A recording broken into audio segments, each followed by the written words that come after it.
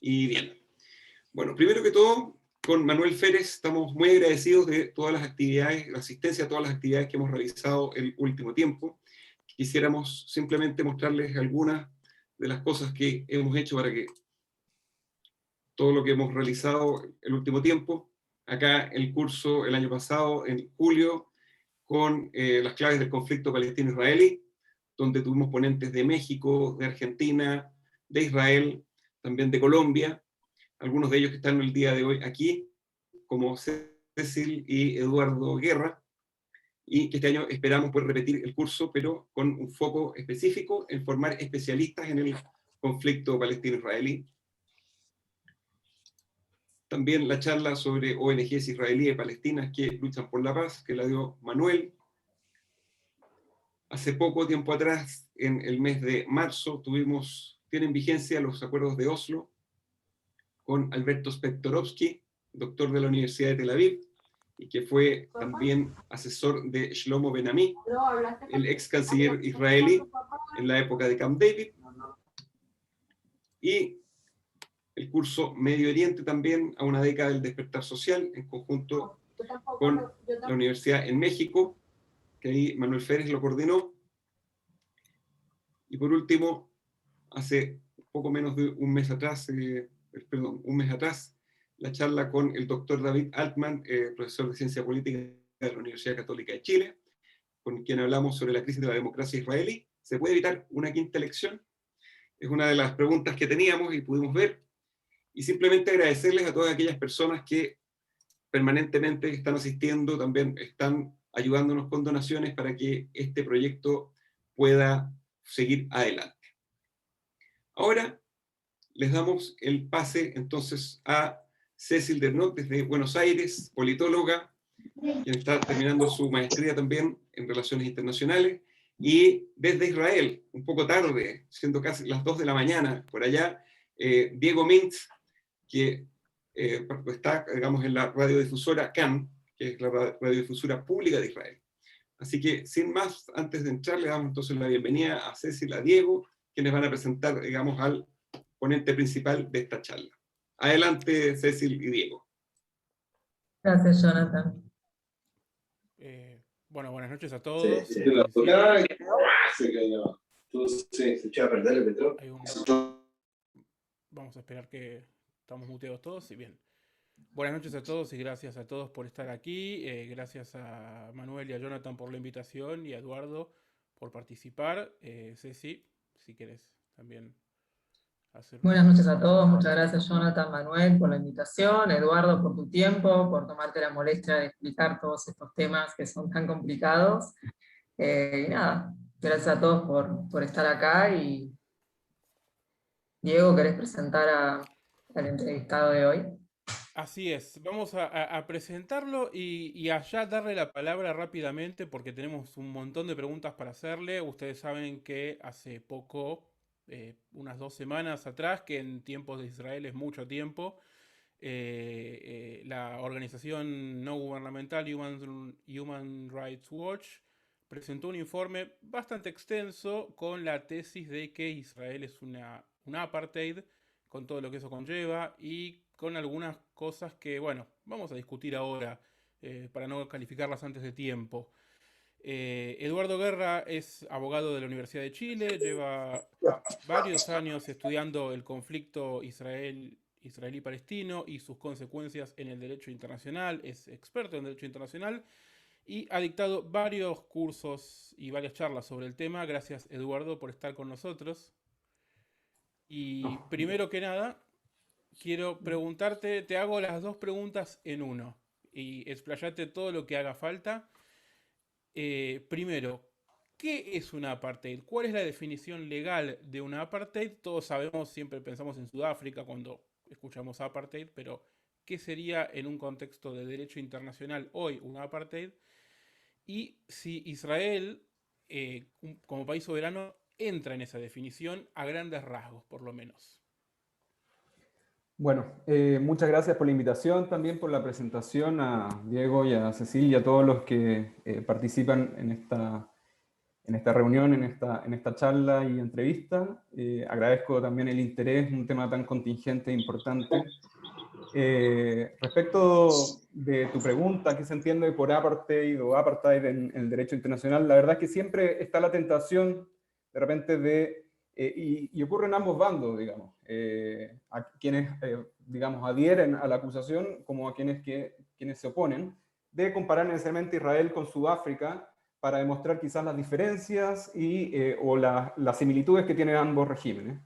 En realidad, el apartheid o el apartheid está contemplado en el derecho internacional como un crimen internacional, y eso implica que tenemos que abstraernos un poco de lo que fue el régimen sudafricano, sin perjuicio de utilizarlo muchas veces para efectos de determinar si estamos en apartheid o no, bajo el punto de vista que es el único, quizás, régimen político que ha sido acusado de cometer el crimen de apartheid.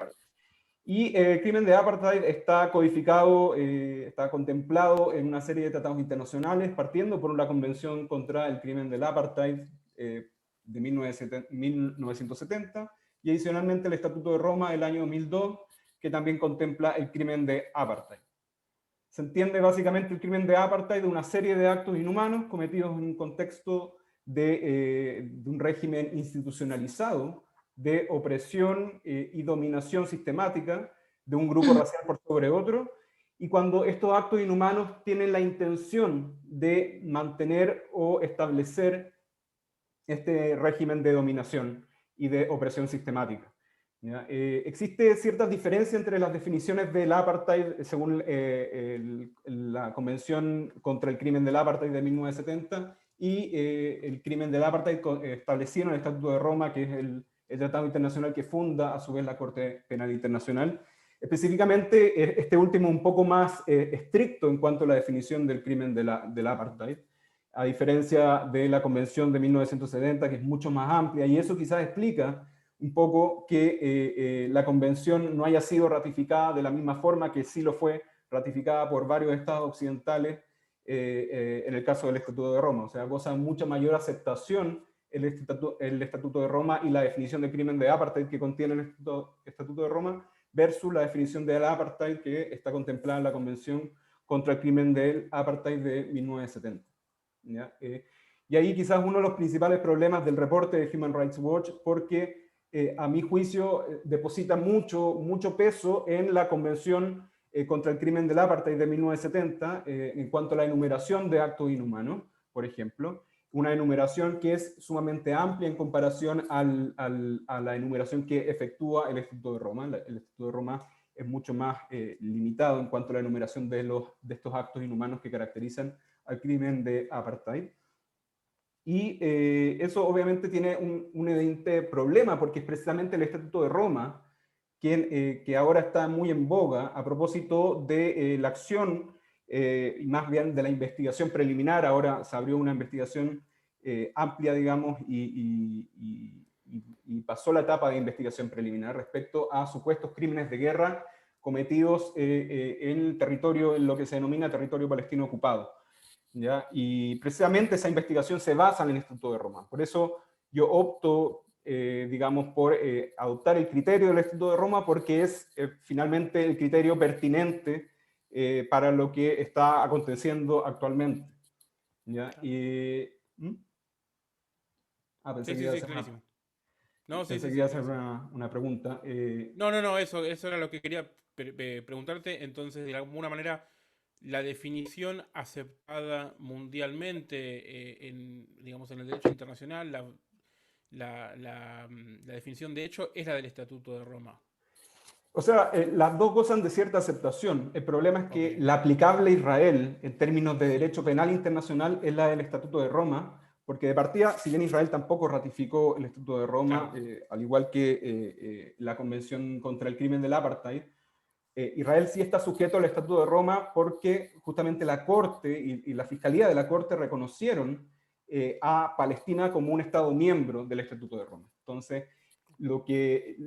finalmente la definición que va a tener real aplicación en el caso de Israel va a ser la contenida en el Estatuto de Roma, a diferencia de la que está contemplada en la Convención contra el Crimen del Apartheid.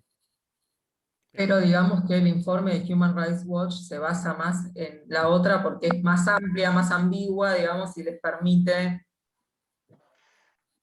Sí, precisamente. O sea, y ahí yo creo que quizás radica uno de los principales problemas del reporte de Human Rights Watch. Si bien es un reporte de más de 220 páginas, con 800 notas al pie, creo que responde a una estrategia clara y una estrategia que queda bien delimitada, digamos, y bien definida en cuanto a las recomendaciones que hace este reporte de Human Rights Watch respecto de Israel y su relación con los palestinos. ¿Ya? Entonces, efectivamente, como responde a una estrategia, resulta más conveniente ajustarla a la definición que contiene la Convención contra el Crimen del Apartheid de 1970, que en realidad no es aplicable a Israel, ni desde la perspectiva de la acción, digamos, penal que están persiguiendo los palestinos en la Corte Penal Internacional. Y digo que efectivamente responde a una estrategia porque uno quizás de los principales falencias de este reporte y quizás que denota un poco la estrategia, es que busca extender, digamos, esta definición del apartheid no solamente a los territorios palestinos ocupados, los denominados territorios palestinos ocupados, sino también dentro de las fronteras, o más bien de los límites que en general la comunidad internacional reconoce como los límites del Estado de Israel. Es decir, dice que Israel practica el crimen del apartheid tanto en los territorios ocupados como dentro de Israel.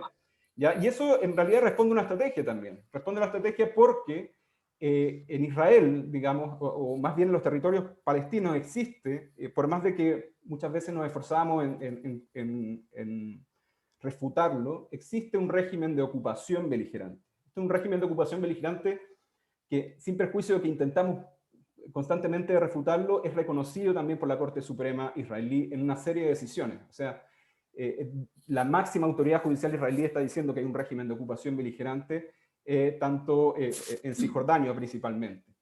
¿Ya? Y ese régimen de dominación, perdón, ese régimen de ocupación, en definitiva tiene ciertas normas que son aplicables, ¿ya? Y que Israel comúnmente aplica a través de autoridades militares en ese territorio. ¿Ya? Entonces, si el reporte acusaba a Israel únicamente de aplicar apartheid en los territorios, esa alegación es fácilmente, digamos, refutable, o al menos lo hace más objeto de una refutación, en virtud de que en realidad las normas que se aplican ahí emanan de este régimen de ocupación beligerante que está contemplado en tratado internacional, partiendo por la Cuarta Convención de Ginebra. ¿Ya? Entonces, muchas de las medidas que critica el reporte de Human Rights Watch referentes a las restricciones de desplazamiento, a la detención administrativa, a una serie de restricciones de asamblea, de reunión, se fundan justamente en los convenios de Ginebra, que son aplicables en virtud de que ese territorio se encuentra bajo un régimen de ocupación beligerante. ¿Ya? Entonces, difícilmente puede hablarse de apartheid cuando es justamente la aplicación de normas internacionalmente reconocidas y que muchas ONG de derechos humanos dicen que Israel debe aplicar constantemente. Me quiero desviar. Sí. No, es que me parece muy importante lo que vos marcabas, en el sentido de que quizá lo novedoso del informe es que uno cuando escucha las acusaciones de que Israel ejerce una apartheid, en general se refieren a la situación en los territorios. Sin embargo, este informe como que va un paso más allá, porque cuando uno se fija las políticas que mencionan por ejemplo a los kibbutzim, pero también a la ley del retorno de Israel o a la ley de Estado-Nación como elementos o políticas que confirmarían que existe una apartheid. Y entonces es como que el informe está asegurando no solamente en los territorios, sino que en el Israel soberano, reconocido internacionalmente como Israel, también hay un régimen de apartheid. Incluso los árabes ciudadanos de Israel son mencionados como palestinos, como si fuesen lo mismo que los árabes que están en Gaza, en Cisjordania. Entonces es como que esto va un paso más allá. Y nada, como vos decías, parece tener, digamos, una estrategia de otro tipo, pero quisiera saber en tu opinión por qué pensás, digamos, que se cruzó ya que se llama cruzando un umbral, por qué se cruzó este umbral de acusar ya directamente a Israel, soberano también de apartheid, y si vos pensás que alguna de estas políticas o la situación en los territorios, como decías recién, decías que no, pero ¿se puede acusar realmente a Israel tan soberano o la asociación de los territorios de apartheid encaja en la definición? Mira, justamente por eso yo decía que esto responde a una estrategia de extender más allá la acusación del apartheid a Israel propiamente tal. porque en realidad bastaría, el régimen de ocupación beligerante es de por sí un régimen de dominación militar de una potencia ocupante respecto de una población ocupada. Entonces bastaría únicamente que tanto la etnia, la raza o la religión de la potencia ocupante difiera de la etnia, raza o religión de la población ocupada para hablar de un régimen de dominación sistemático de una población, de un grupo racial por sobre otro. Eso como punto de partida, yo creo. Ahora, como tú bien decías, efectivamente este reporte cruza un umbral.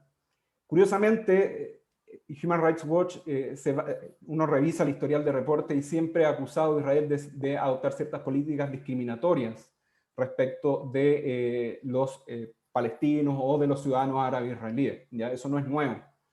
¿Ya?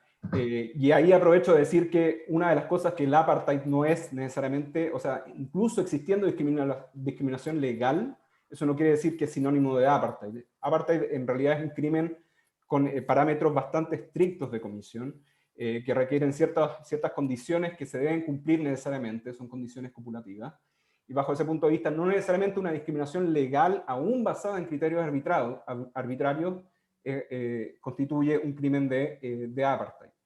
Pero eso más allá de si Israel aplica discriminación legal, eso yo creo que hay que abordarlo de todas maneras. Pero una cosa que llama la atención es que habla de umbral y que Human Rights Watch ha acusado a Israel de discriminación, pero ahora a propósito habla de un umbral cruzado, pero no especifica en qué momento, bajo qué circunstancias, ¿no es cierto?, se cruzó este límite. ¿Ya? Es como una falencia, digamos, del reporte que se nota en su mismo texto, porque detalla políticas y leyes que datan de hace muchos años y algunas más recientes, pero no especifica cuándo se cruzó el umbral. Cuando se inició la ocupación, cuando Israel proclamó una ley que prohibía la reunificación familiar el año 2003, ¿cuándo? Entonces, efectivamente, es otro digamos, problema del reporte y habla claramente de una estrategia.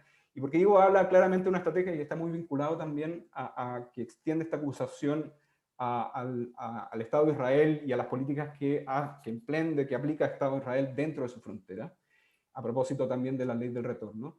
Y es que precisamente yo creo que es un reporte que, a diferencia de muchos reportes anteriores de Human Rights Watch, no busca, digamos, reemplazar, modificar o revocar ciertas políticas específicas. El problema del reporte de Human Rights Watch es que tiene problemas justamente con Israel per se, ya con el carácter judío de Israel y con inherentemente lo que significa Israel finalmente. ¿Ya? La ley de retorno es una de las bases de lo que es Israel en cuanto a refugio justamente para la población judía en la diáspora. Fue promulgada en 1950, justamente después de la Shoah, utilizando un criterio, prácticamente el mismo criterio que ocuparon las leyes de Nuremberg para perseguir judíos. Entonces responde a un objetivo legítimo que a su vez está reconocido por una serie de instrumentos internacionales en el sentido de que existe justamente una prerrogativa de los estados que permite que otorguen facilidades para la migración de ciertos grupos étnicos, siempre y cuando no establezcan un perjuicio, una discriminación respecto a un grupo étnico específico. Es decir, la ley no establece un mecanismo para que los judíos de la diáspora puedan convertirse en ciudadanos israelíes, y es una prerrogativa de los estados y así es reconocido también en tratados internacionales. De hecho, el informe de Human Rights Watch cae en ciertas contradicciones, como al mismo tiempo de reconocer esta prerrogativa de los estados, la critica. ¿Ya? Y lo mismo pasa con la ley del Estado-Nación, que se declara Israel como Estado-Nación del pueblo judío, reconoce la prerrogativa de los estados a definir, digamos, un carácter cultural, étnico, correspondiente con cierto etos, con cierta identidad, pero al mismo tiempo lo critica y lo enumera como dentro de los actos inhumanos o dentro de las pruebas que acreditan la existencia de un régimen institucionalizado, opresión sistemática. Entonces... Sí, quiero preguntarte, antes de dejar de hablar de la ley del retorno, ¿se te ocurre rápidamente algún otro ejemplo de una ley similar a la ley del retorno que haya aplicado cualquier otro país del mundo y si ha tenido algún tipo de repercusión negativa o demonización o acusación de discriminación como tiene la ley del retorno? Sí, o sea, bueno, ejemplos hay varios, Alemania, Irlanda, España. España ahora hace poco estableció la posibilidad de que los judíos sefaradín puedan efectivamente emigrar y Portugal, en virtud de su propia ley de retorno, Portugal también. Existen varios países que establecen, digamos, políticas de migración que tienden a favorecer a ciertos grupos por sobre otros, en general, en genérico, sin establecer discriminaciones específicas negativas respecto a otros grupos. Respecto de si han ocasionado, digamos, protestas, la verdad es que lo desconozco. Yo creo que efectivamente no han originado reportes como el de Human Rights Watch, claramente. Protestas dentro de los países, claramente tampoco, o al menos que yo sepa, pero definitivamente no ha servido, digamos, de fundamento para acusar a esos países de apartheid. Yo creo que lo complejo quizás de la ley de retorno, y que se menciona en el reporte y que hay que reconocerlo, es que para bien o para mal, el territorio comprendido entre el río Jordán y el mar Mediterráneo representa, digamos, el origen, digamos, o representa una tierra, entre comillas, nativa, no solamente para el pueblo judío. ¿Ya? Los palestinos también reivindican, digamos, su carácter, por así decirlo, nativo respecto al territorio. Y ese es quizá el principal problema de la ley de retorno, que si bien concede, ¿no es cierto?, esta facilidad para que los judíos de la diáspora puedan retornar y puedan convertirse en ciudadanos israelíes, no lo establece respecto de otro pueblo que algunos podrían calificar como nativo. Pero este es un tema que en realidad esperemos que el día de mañana pueda solucionarse a través de negociaciones a través del proceso de paz, y que el futuro Estado palestino contempla su propia ley del retorno para que su diáspora también pueda volver a, digamos, a su país, a lo que ellos consideran su país de origen. Yo quería agregar una pequeña cosa, que es respecto a esto que veníamos hablando de la estrategia, de que las políticas van más allá de la ocupación. O sea, cuando uno lee el informe, como vos bien decías también antes, la impresión que me queda es que si mañana Israel se retirase de Cisjordania y se estableciera un Estado palestino, igual para ese informe Israel seguiría siendo un apartheid, porque tiene una ley de retorno, porque tiene un carácter judío, porque en su ley de Estado-Nación se afirma como Estado judío. Incluso el mismo informe tampoco reconoce ninguna diferencia, no reconoce la autonomía que los palestinos tienen desde Oslo, por ejemplo, por más limitada que sea, no reconoce cómo se gobiernan en la Franja de Gaza, no hay distinción alguna. Entonces es como que no importa la autonomía que tengan los palestinos, siempre aparecen como oprimidos por Israel o controlados por Israel, y parecería ser que la única solución sería que Israel deje de ser un Estado judío, ¿no? Que anexara todos estos territorios, anexara a toda la población árabe, también permitiese el retorno de la diáspora palestina, y recién ahí Israel no sería más una patria, cuando deje de ser Israel. Esa es la impresión que a mí me quedó. No sé si vos coincidís o pensás que no es así. La comparto completamente. Yo creo que es el reporte, en cuanto a sus recomendaciones, precisamente persigue, a través del ejercicio del derecho de retorno, a través digamos, de la revocación de ciertas normas que ellos consideran discriminatorias, incluyendo la ley de retorno y la ley del Estado-Nación del pueblo judío. Claramente yo creo que promueve el desmantelamiento, digamos, del proyecto sionista de la fundación del Estado de Israel. Y precisamente yo creo que habla mucho de este reporte, que tenga recomendaciones muy similares a las del movimiento BDS. Ya coincide bastante en las recomendaciones y en los objetivos que tiene el movimiento BDS. Movimiento que ha sido vilipendiado por varios, inclusive por activistas pro-palestinos, como un movimiento deshonesto que a su vez no dice con claridad cuáles son sus objetivos, que es precisamente el término o terminar con la existencia del Estado de Israel tal como lo conocemos, como Estado judío. Entonces, efectivamente tiene varios problemas este reporte. Como tú decías, también lo extiende a Gaza, sin perjuicio que Israel no ejerce un control directo contra Gaza. O sea, difícil hablar de un régimen de opresión sistemático si Israel no puede, ni siquiera tiene presencia física en la Franja de Gaza, pero aún así menciona el territorio de Gaza como un territorio donde se comete este crimen de apartheid. Y una cosa básica, digamos, que está contenida en el esencial a la definición de crimen del apartheid, que habla de este régimen de institucionalizado, de opresión sistemática y de dominación de un grupo racial por sobre otro, es que este régimen resulta absolutamente incompatible con un sistema democrático. Y de ese punto de vista, en el caso de Israel, como se otorga derechos civiles y políticos sin distinción, digamos, de etnia, raza, religión, no cumple con la premisa, digamos, de ser un régimen de opresión institucionalizado, opresión sistemático, de dominación, por la sencilla razón que el ejercicio del derecho al voto, el ejercicio de los derechos civiles y políticos es universal, no está restringido a ciertos grupos, y precisamente porque el régimen del apartheid resulta incompatible con un sistema democrático. Precisamente por eso se caracteriza a Sudáfrica como un régimen del apartheid, porque precisamente se echó abajo en base no solamente gracias a las protestas y los movimientos de boicot internacional, sino que tuvieron que ser los propios blancos quienes derribaron el sistema del apartheid que existía en Sudáfrica. Y eso es porque no existía ningún mecanismo para que los negros pusieran fin a las políticas de dominación que sufrían durante el régimen del apartheid. Hoy en día vemos cómo Israel celebra elecciones, cómo hay fuerzas políticas árabes relevantes, tanto así que hoy en día están amenazando, digamos, con poner término al dominio de Netanyahu como primer ministro. Fuerzas árabes que forman incluso tercera fuerza política dentro de la Knesset hace un par de elecciones. Entonces, en definitiva, la existencia de estos mecanismos legales dentro del régimen institucional israelí, que permite a los ciudadanos árabes acceder al Parlamento, el recurrir a la Corte Suprema. La Corte Suprema ha, digamos, revocado varias medidas que considera discriminatorias justamente porque la discriminación en Israel, en virtud de criterios de categorías sospechosas que se denominan, como lo es la raza, como la etnia, es ilegal. Entonces, la existencia de esos mecanismos constituye, digamos, precluye la posibilidad de una existencia de un régimen apartheid, porque precisamente el régimen del apartheid, una de las características que tiene es que es autosuficiente. O sea, los mismos actos inhumanos existen para mantener el régimen del apartheid. Por eso se vincula muy bien el régimen del apartheid con la privación de derechos civiles y políticos, algo que no existe en Israel, como ya sabemos. Incluso a mí me pareció... vos, Diego, dale.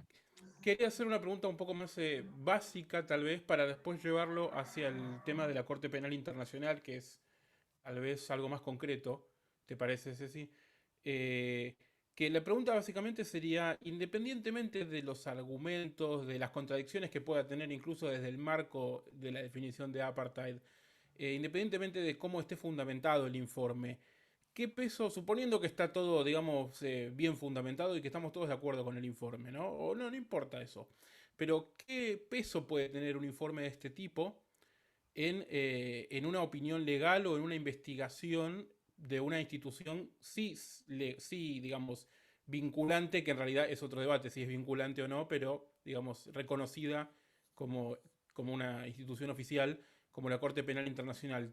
¿Es una cuestión política o puede usarse de herramienta un informe de este estilo? Mira, la investigación que lleva, digamos, la Fiscalía de la Corte Penal Internacional anunció en un primer momento la comisión de crímenes de guerra en territorio palestino ocupado, dejando fuera la acusación, al menos preliminarmente, de que Israel practica crímenes de lesa humanidad, entre los cuales obviamente se encuentra el crimen del apartheid y el crimen de persecución, que son las dos acusaciones que lanza el reporte de Human Rights Watch.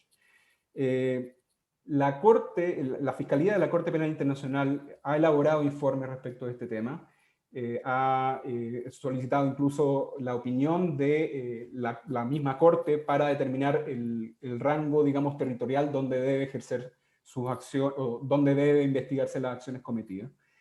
Y dentro de esas opiniones y dentro de esas declaraciones cita, en definitiva, varias resoluciones de la Asamblea General de Naciones Unidas, que sabemos que carecen de carácter vinculante, aunque si bien pueden constituir una fuente de derecho internacional, no es una fuente primaria, digamos.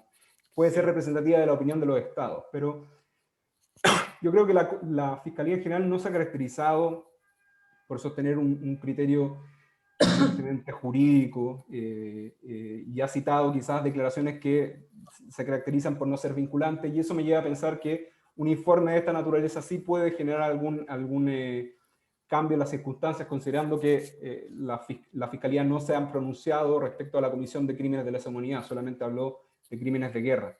Entonces, definitivamente puede tener un peso. Human Rights Watch es efectivamente una ONG muy prestigiosa, que goza de cierta aceptación, especialmente en nuestro continente. Yo creo ha realizado una labor encomiable a propósito de muchos regímenes dictatoriales en la historia particularmente del continente. Entonces, siento que igual puede generar un efecto, y creo que el reporte tiene un timing perfecto en cuanto a que justo la Fiscalía anunció en marzo el inicio de una investigación, el término de la investigación preliminar y el inicio de una investigación propiamente solamente tal. usted. El rey. Decía que tiene un timing perfecto porque justo en marzo la Fiscalía anunció el término de la investigación preliminar y el inicio de la investigación propiamente tal para determinar la comisión de crímenes de guerra, y en el curso de esta investigación obviamente puede determinarse quizás la comisión de crímenes de distinta naturaleza como crímenes de lesa humanidad, entre los cuales está el crimen del apartheid. También recordemos que la Corte Penal Internacional tiene competencia respecto al crimen de genocidio, el crimen de agresión y los crímenes de guerra y crímenes de lesa humanidad. Afortunadamente hasta ahora no hemos visto ningún reporte que acuse a Israel de genocidio, pero atendido al rigor de la investigación hecha por Human Rights Watch, en verdad no me extrañaría. Yo, ¿puedo preguntar ahora, Diego? Sí, por favor. Un tema también que estuvo digamos, en boga en estos últimos meses, que también apareció, digamos, como la acusación de apartheid, y tuvo que ver con la campaña de vacunación que llevó adelante Israel, que bueno, todo el mundo se hablaba del éxito de la campaña de vacunación israelí, pero aparecía constantemente que la realidad es que se estaba cometiendo también un apartheid vacunatorio, de alguna manera, porque Israel, como potencia ocupante, se decía tanto en Cisjordania como en Gaza, tenía la obligación de vacunar también a todos los palestinos. O sea, también aparecía ahí la ocupación de apartheid. Sin embargo, también aparecía desde el lado israelí la defensa, no, desde la firma de los acuerdos de Oslo, los palestinos tienen una autonomía en cierta administración civil de su población, incluido la salud y la vacunación. ¿Esto es así? ¿Tiene la obligación? ¿No tiene la obligación? ¿Se puede acusar de apartheid por no vacunar a los palestinos? ¿Qué pensás? Mira, como primer punto yo creo que ahí se evidencia quizás una contradicción en la estrategia pro-palestina en general, porque toda la estrategia de pro-palestina para llevar a Israel ante la Corte Penal Internacional se basa que Palestina es un Estado, propiamente tal, para efectos de que solicite a la Corte, digamos, que conozca de supuestos crímenes de guerra cometidos dentro de su territorio. Si no, si no fuese un Estado, no podría de ninguna manera hablar con la Corte directamente. Sí, efectivamente, o sea, no podría ratificar el instrumento del Estatuto de Roma ni siquiera. El problema es que, claro, se basa en una resolución a su vez de la Asamblea General para decir que es un Estado, independiente de que la Asamblea General no tiene facultades para determinar quién es Estado y quién no. Pero se basa en virtud de que es un Estado con todas las de la ley para efectos de llevar a Israel ante la Corte Penal Internacional, pero al mismo tiempo dice, escucha, en realidad no somos un Estado, somos una población bajo ocupación, que en realidad depende de otro Estado, porque una de las características de los Estados es la soberanía propiamente tal. La soberanía implica la no dependencia respecto de otras entidades. Entonces ahí claramente se revela una contradicción. Ahora, respecto de la obligación de vacunar propiamente tal, algunos dicen que efectivamente que Israel se abstendría de quizás vacunar a toda la población de los territorios. Se basa en una discriminación en circunstancias de que si fuera una discriminación basada en un criterio étnico, difícilmente Israel podría vacunar a su propia población árabe. Yo ahí me declaro un poco, si bien reconozco la crítica dirigida al reporte de Human Rights Watch respecto a que borrar las identidades palestinas o identidades árabes que existen en Israel, yo creo que podemos dar vuelta ese recurso que tiene mucho de decir que los ciudadanos árabes israelíes son a su vez palestinos, para demostrar que en realidad Israel vacuna también a palestinos y tiene palestinos dentro de sus propias fronteras con plenos derechos. Y eso demuestra que en realidad no estamos frente a una discriminación bajo un criterio étnico, sino un criterio justamente en virtud de la nacionalidad de la persona, de la ciudadanía, ni siquiera nacionalidad, ciudadanía de la persona, en virtud del carácter de no ciudadanos de los palestinos del territorio, pero palestinos dentro de Israel, que son ciudadanos israelíes, gozan de plenos derechos. Entonces, ahí la discriminación bajo un criterio arbitrario, como sería la etnia, cae por su propio peso. ¿Decía algo? Israel vacunó unos 120.000, no se sabe el número exacto, pero se sabe que es entre 100 y 120.000 palestinos no ciudadanos israelíes, pero que ingresan a diario a trabajar legalmente a Israel. Sí. Eso, de alguna manera, también puede tener algún tipo de llamada de atención desde la Corte Penal Internacional o desde la acusación de apartheid, como diciendo, estás discriminando porque a estos palestinos, olvidémonos de los árabes israelíes, ¿no? Que por supuesto son ciudadanos de pleno derecho, pero a estos palestinos sí les das porque trabajan para ti, pero a los otros no. Sí, yo creo que claramente no es como el mejor de los argumentos, decir que quizás Israel vacunó a 100.000 palestinos únicamente porque tenían en contacto también con ciudadanos israelíes. Yo creo que el tema de los acuerdos de Oslo tiene un punto, ya efectivamente los acuerdos de Oslo, existen varios acuerdos de Oslo, pero en definitiva transfieren las responsabilidades de Israel como potencia ocupante hacia la Autoridad Nacional Palestina para hacerse cargo de la vacunación, y no solamente de la vacunación, sino también de la mantención de la salud de los palestinos que habitan allí. Ahora, por el otro lado, los pro-palestinos también tienen un argumento. El artículo 47, si no me equivoco, del Cuarto Convenio de Ginebra establece que ningún acuerdo celebrado entre la potencia ocupante y los representantes de la población ocupada puede, digamos, dejar sin efecto los derechos de los cuales son titulares la población palestina que reside en los territorios. ¿Ya? Pero al mismo tiempo hay una serie de imposibilidades prácticas para quizás llevar a cabo esa campaña de vacunación, de asegurarse que las vacunas sean efectivamente suministradas a la población palestina. Y no solamente respecto a la vacuna, sino como ciertas garantías que Israel quizás tendría que garantizar como, valga la redundancia, como potencia ocupante, pero que en realidad, debido a las circunstancias fácticas en el terreno, Israel no ejerce control respecto de Gaza, hay un régimen de zonas A, B y C en Cisjordania que Israel, en definitiva, para hacerse parte de una campaña de vacunación tendría quizás desplegarse militarmente, y eso probablemente sería también un accionar ultra, digamos, condenado a nivel internacional. Entonces, existen una serie de imposibilidades fácticas para llevar a cabo una campaña de vacunación, pero más allá de eso, creo que Israel efectivamente tiene un grado de responsabilidad. Precisamente en la zona C, yo desconozco si en la zona C se ha iniciado una campaña de vacunación donde Israel tiene completo control, no solamente militar, sino que también en materia civil. Y respecto al resto de las zonas, a mi entender, tiene una suerte de responsabilidad subsidiaria, en cuanto a si la Autoridad Nacional Palestina no se hace cargo, quizás Israel tendría, digamos, la obligación de suministrar vacunas de manera subsidiaria, pero en realidad los hechos han demostrado que la Autoridad Nacional Palestina, a través de su Ministerio de Salud, ha sido capaz de comprar vacunas, ha sido capaz de inscribirse en el programa de COVAX, digamos, para suministrar vacunas a su propia población. Y desde ese punto de vista, digamos, la obligación subsidiaria de Israel no es pertinente, porque la misma Autoridad Nacional Palestina ha sido capaz de suministrar vacunas para su población. Incluso esta contradicción que vos marcabas de son Estado o no son Estado, también aparece en el informe de Human Rights Watch. O sea, uno lee el informe y los palestinos no tienen un Estado, o sea, son una población de la cual no hay diferencia, no tienen autonomía, son únicamente, están bajo control total israelí, no es que son un Estado soberano, o sea, que no lo son, pero no se les reconoce ningún tipo de autonomía. Entonces es como que aparece constantemente esa contradicción, que es llamativa, que quería llamar la atención de eso porque me parece muy interesante eso que marcaste.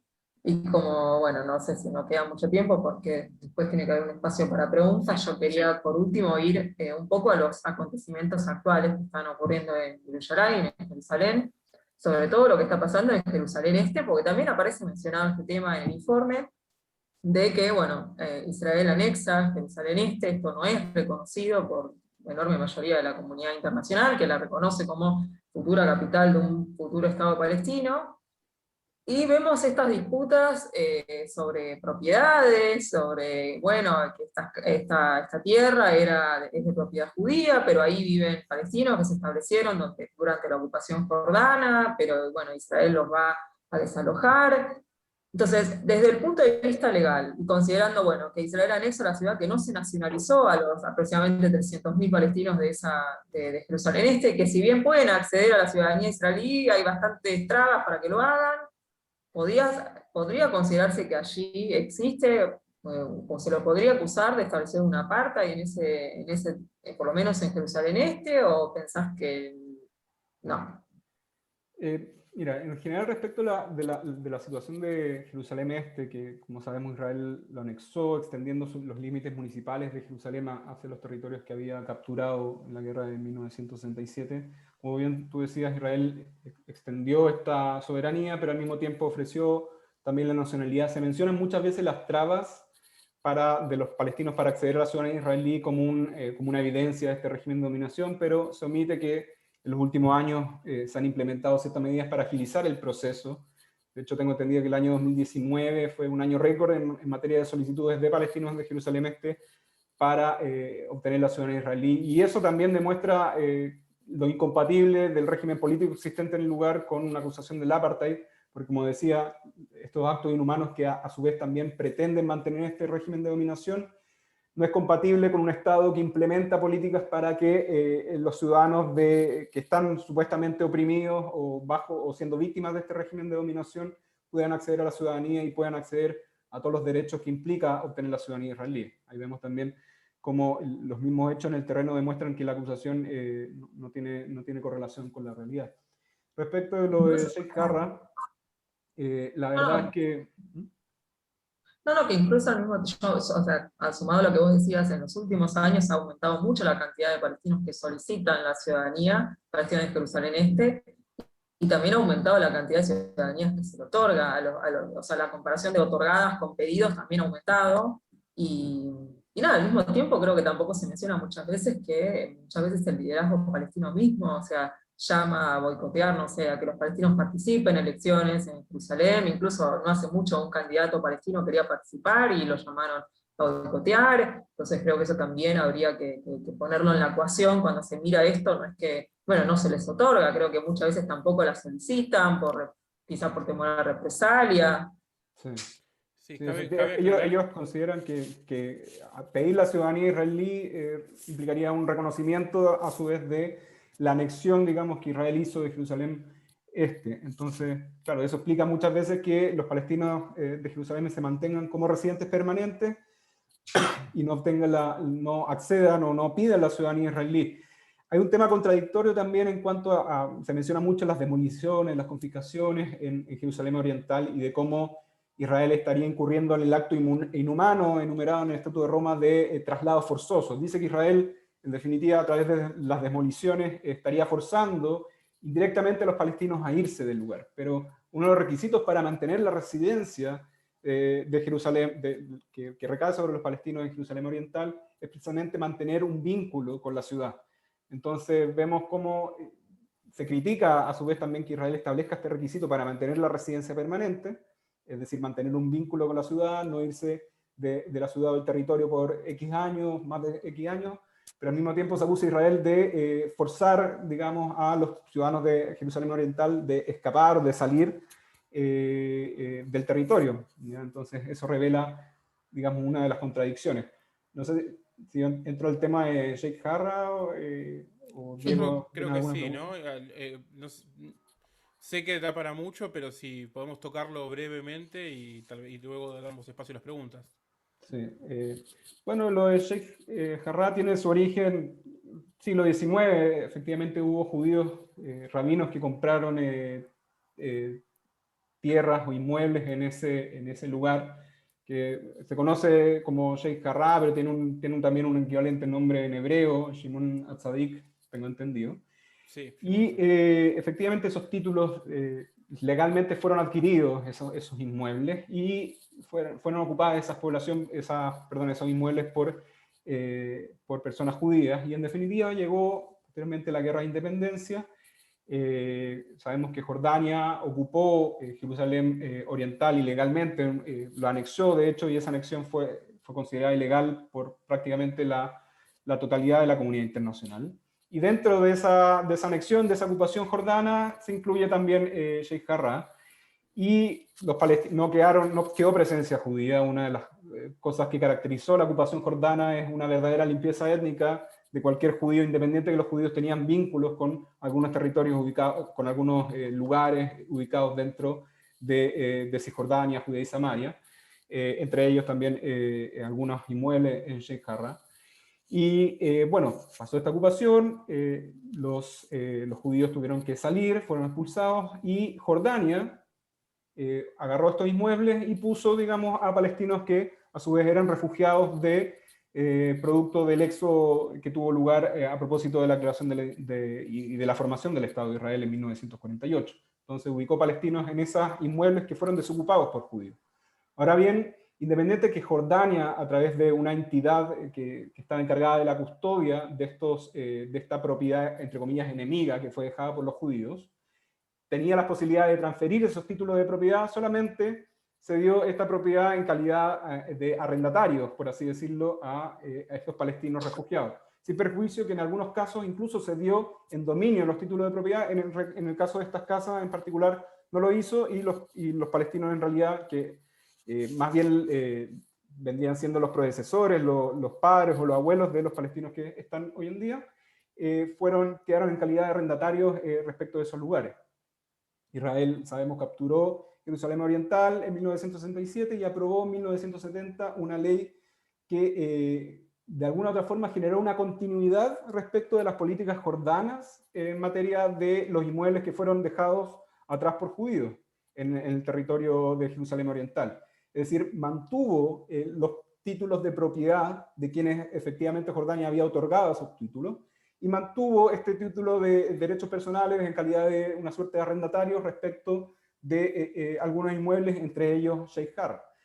Quienes mantuvieron los títulos de dominio fueron efectivamente los judíos. Los títulos fueron transferidos a una serie de organizaciones, de ONG. Hoy en día lo tienen unas ONGs que tienen una tendencia más marcada hacia la derecha, y efectivamente ahora buscan ejercer esos títulos de propiedad, porque también se niegan a pagar arriendo los residentes de estos inmuebles, y buscan ejercer estos derechos de propiedad expulsando, digamos, sacando, lanzando a estos palestinos que viven ahí, y reemplazándolos con judíos, Olim Hadashim en este caso, de Estados Unidos. O sea, efectivamente se ve feo como cualquier lanzamiento de un inmueble. Yo trabajo en cobranza, veo como de repente se expulsan a ocupantes de una propiedad porque no pagan las rentas, etc.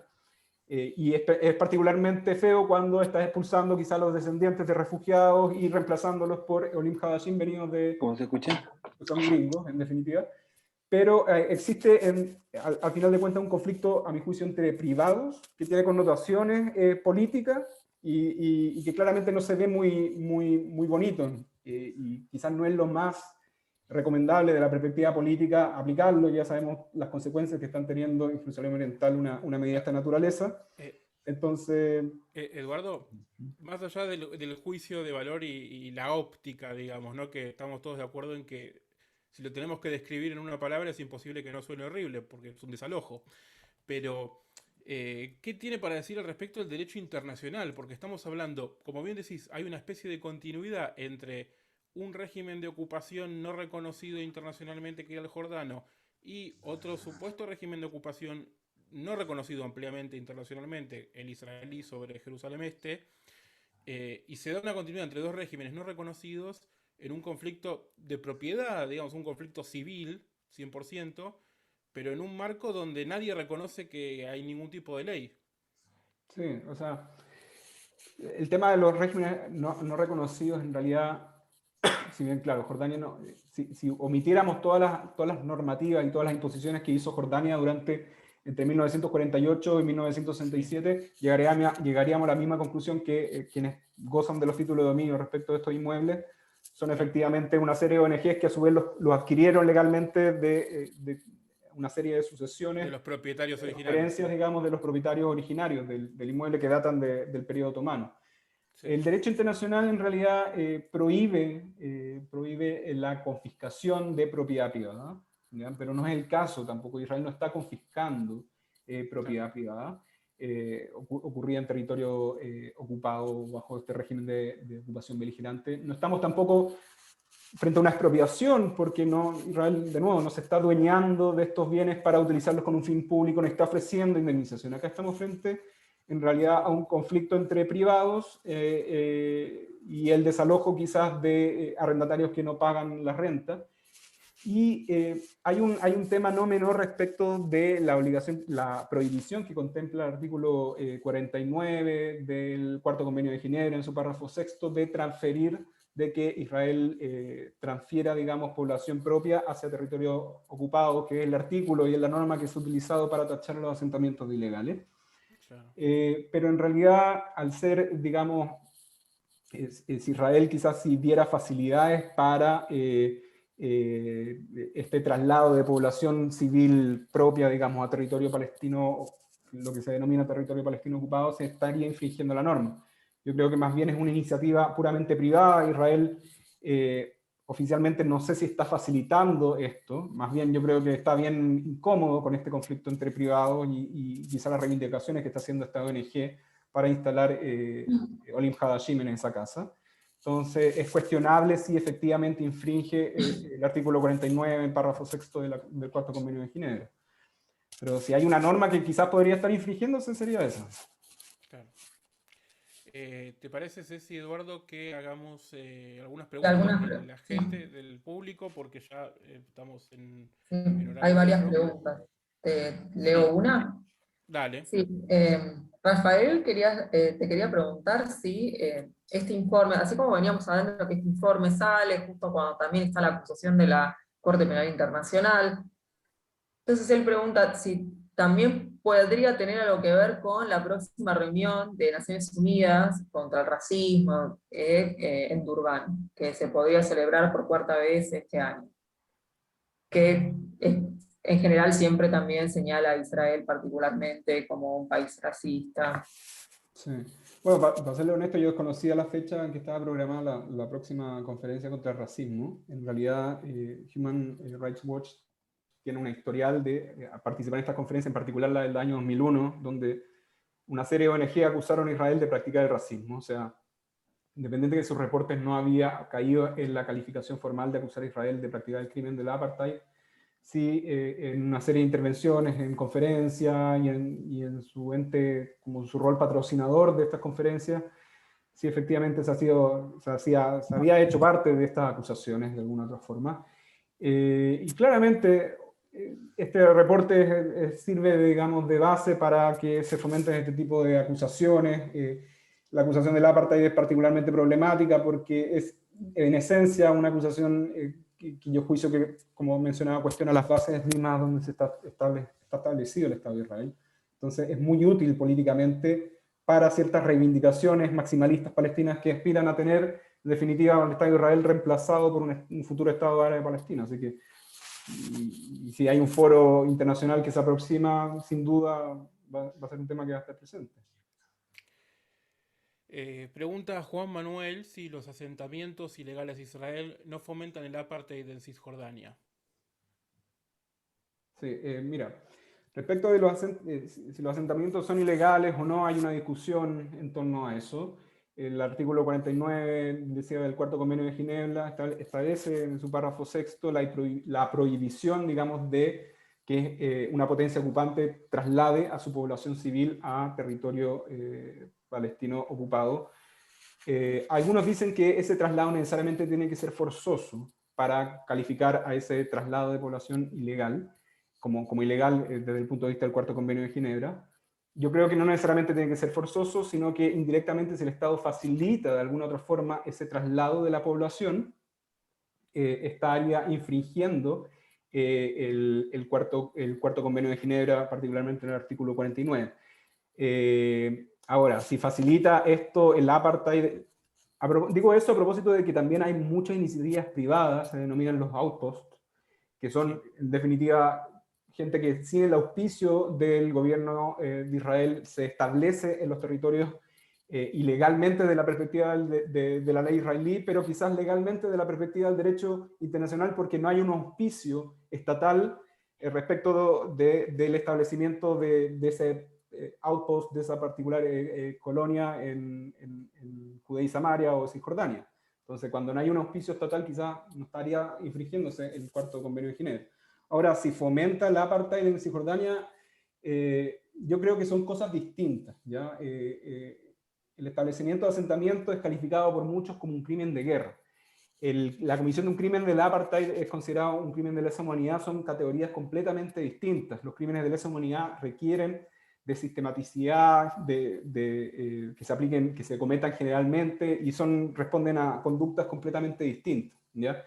En general, Israel existe un régimen de ocupación en virtud del Cuarto Convenio de Ginebra, que es por definición un régimen militar.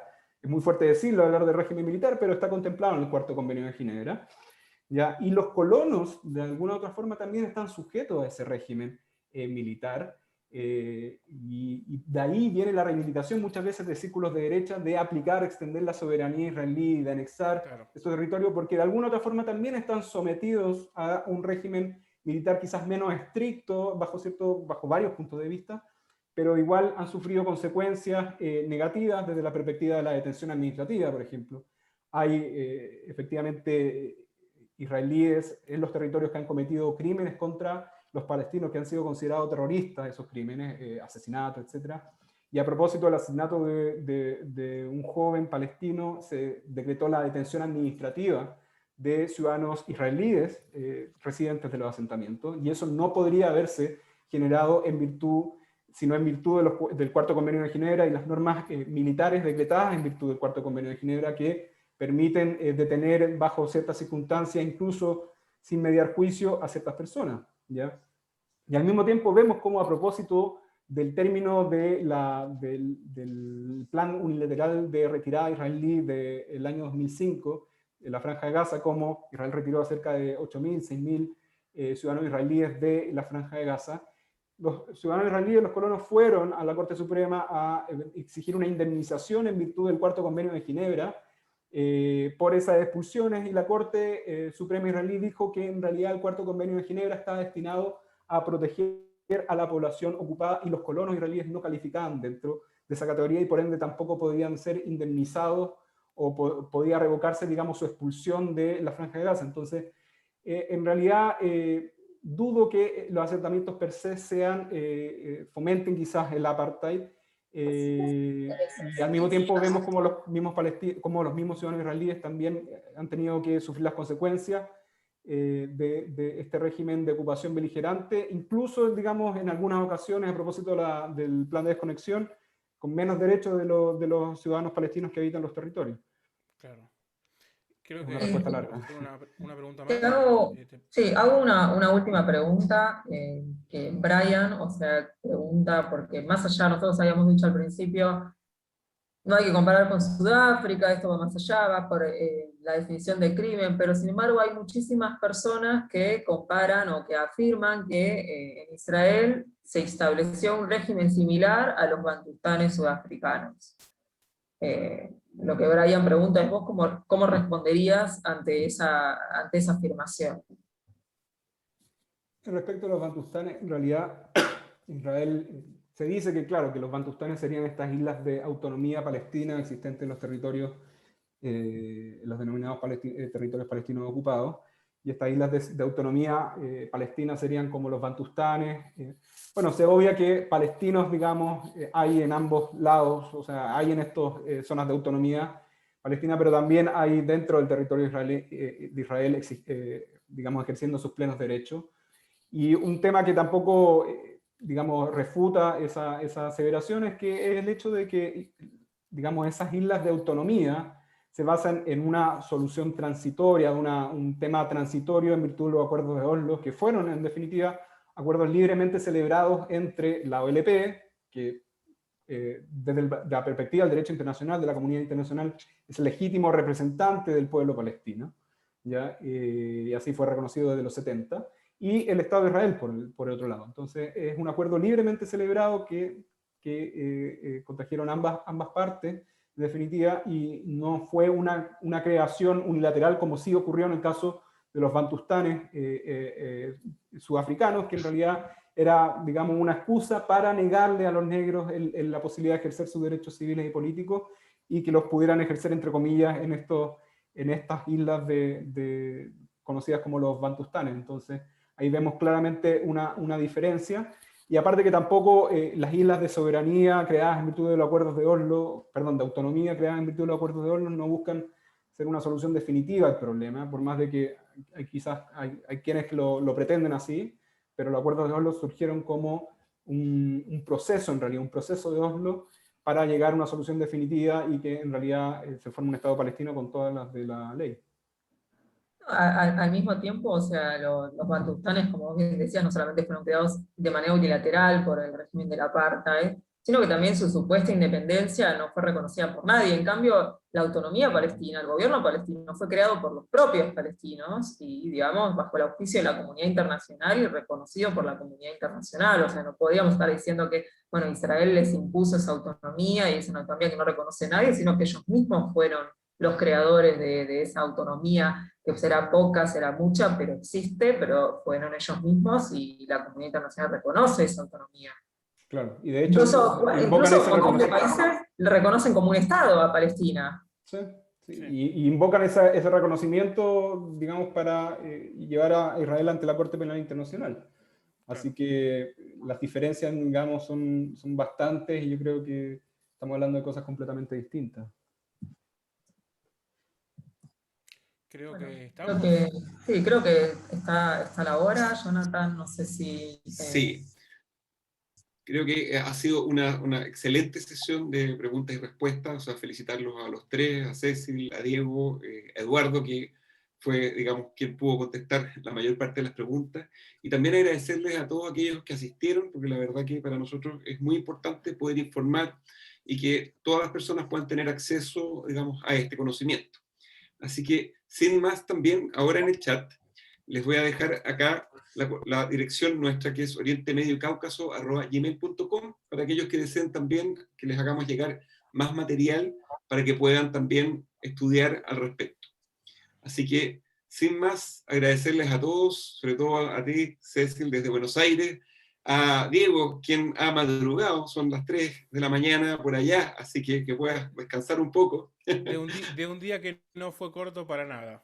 Que no fue corto para nada, y con una situación en vías de incluso poder escalar si es que no se detiene lo que está ocurriendo. Y nuevamente Eduardo también, con Manuel les agradecemos mucho su presencia. Así que tengan una buena noche y acuérdense, escríbanos a quienes deseen más material. Gracias a todos.